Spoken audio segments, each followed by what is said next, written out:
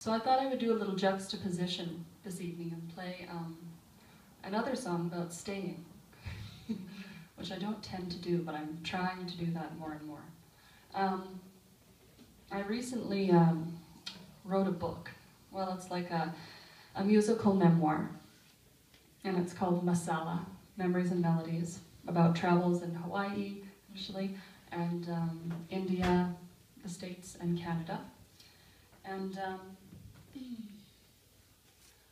I thought I would just share a little bit of an excerpt from one of the stories before I play the song. So it's kind of one of those things where you can read the story first and then listen to the song, or listen to the song first and then read the story and be like, oh, that's where that came from. Oh, that's who that dude was. Oh, that's where she was, whatever. So I'm going to read you a little bit from the story in the song called Stay. So I'll give you just a bit of a backstory about that. So I lived in India for a little bit. I was teaching yoga, which is kind of odd, a little, Jewish girl from Barrie, Ontario in India, teaching Indian people yoga. It was a pretty amazing experience. Fell in love with a lovely Indian man who, unfortunately, his mother found somebody else for him to marry whilst I was there. So that was the end of that. And a way for me to move through, loss, grief, is writing for a lot of people, whether it's writing music, journaling, that sort of thing. So I'm just going to give you a little bit of the story about Stay. The bossa. My Nana loved this rhythm. I remember as a kid going to visit her in Toronto, and she'd play me tunes on her electronic keyboard. It was the kind that had a bunch of different rhythms and beats, the cha-cha, the merengue, and the bossa. Sometimes she'd play songs like Over the Rainbow to a bossa beat, which made me envision Dorothy in black stilettos instead of ruby red slippers. Nana would glide around the room and say, dancing can cure anything, Sarah. Ooh, the tango was my favorite. Her eyes would glaze over, partly from cataracts, with nostalgia of dances gone by. And I must have inherited her dancing genes. I've been known to dance by myself in living rooms, parks in Toronto, bougainvillea-covered shelters in Chandigarh, India, and on mountaintops. Over the years, I've become smitten by salsa and tango, and I'm always drawn to Latin rhythms and music.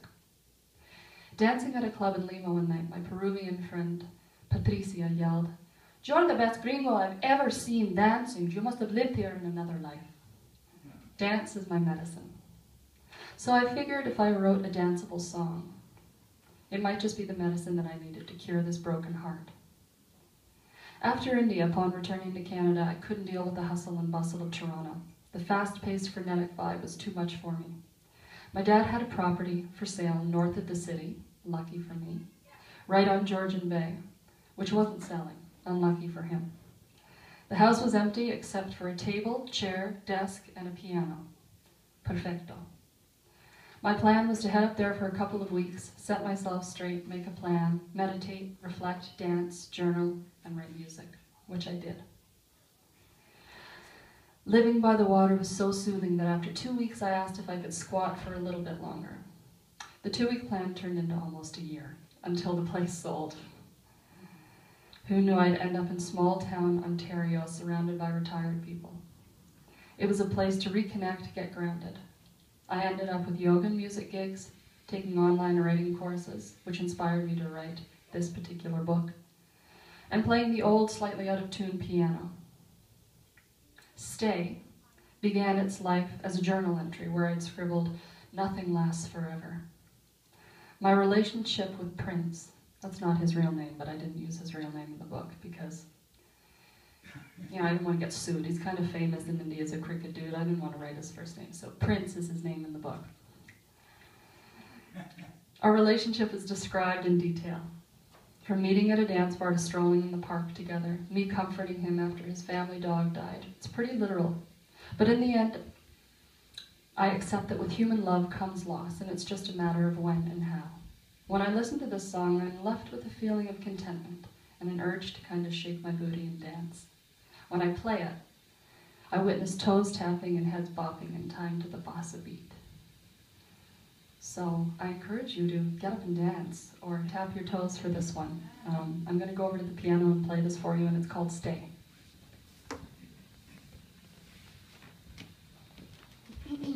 Okay.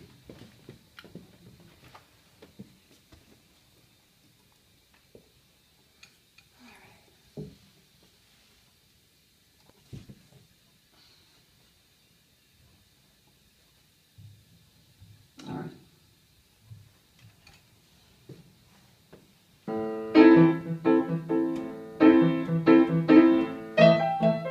You said you liked to watch me dance the night that we first met.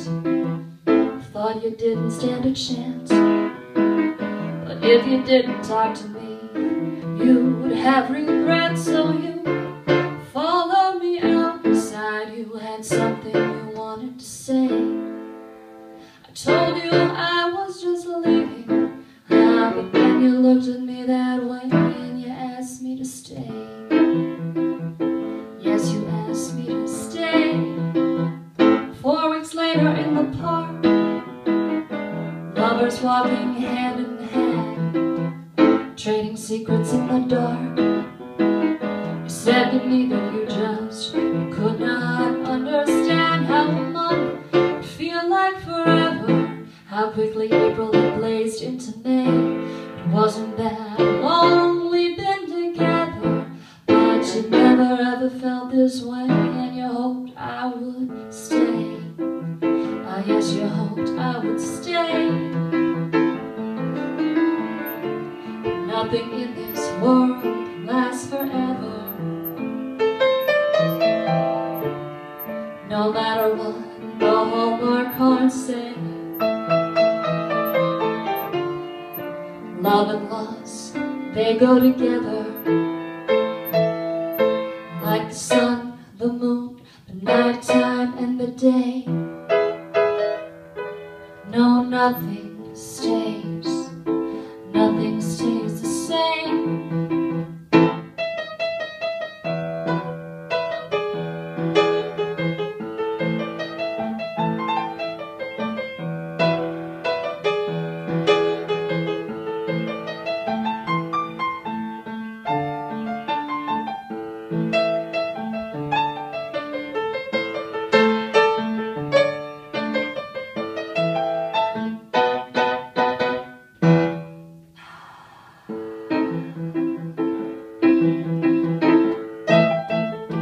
Said you liked to hear me sing when I played you a new tune.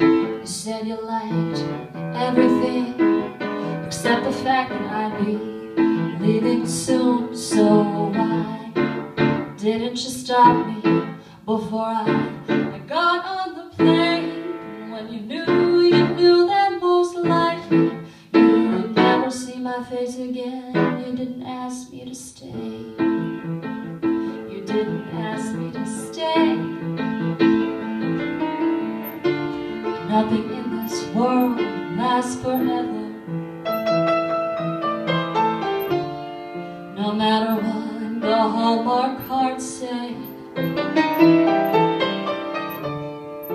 love and loss, they go together.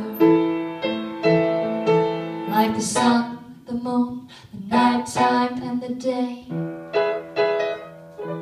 No, nothing stays.